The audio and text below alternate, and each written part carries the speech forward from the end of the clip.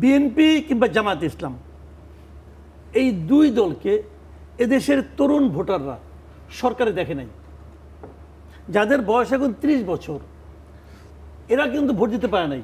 যারা নাকি 4.5 কোটি লোক এই বছর প্রথমবার জীবনে ভোট দিবে।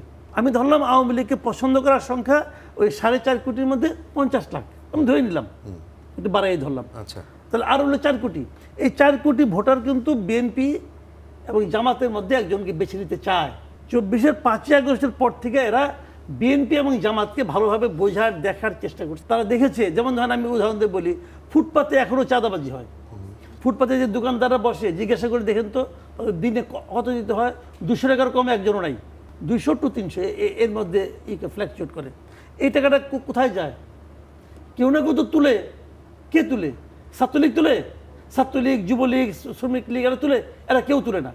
তাহলে ওইটাকে কে প্রতিস্থাপন করেছে? অন্য কেউ করেছে।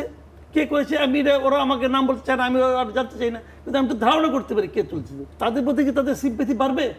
বাড়বে না।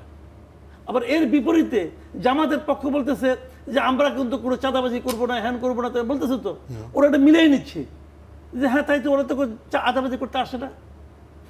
এখন আসে না বলে নির্বাচনের পরে আসবে না সেই গ্যারান্টি কিন্তু নাই। রাইট।